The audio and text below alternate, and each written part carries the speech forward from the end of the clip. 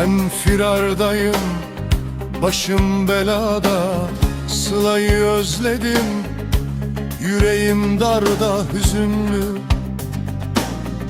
Havalar soğuk, şehir kar boran, kaçak diye ararlar geceler boyu. Dardayım, yürek boğuk, peşimde korku.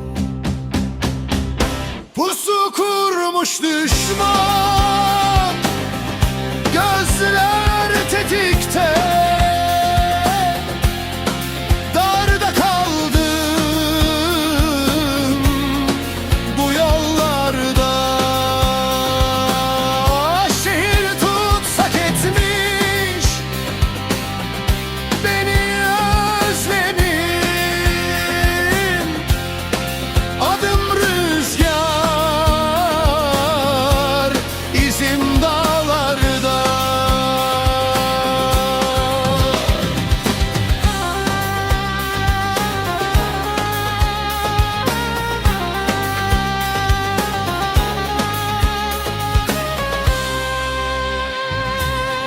Gece çöker üstüme, yolum puslu, adım yasak, kaderim suskunlu.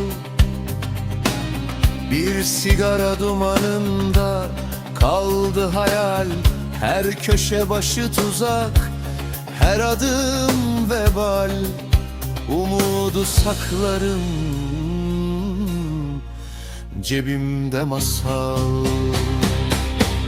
Pusu kurmuş düşman, gözler tetikte. Darda kaldım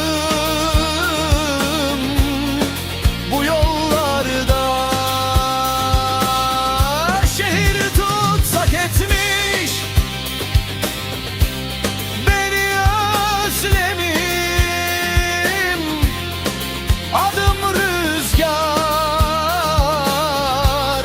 izim dağlarda.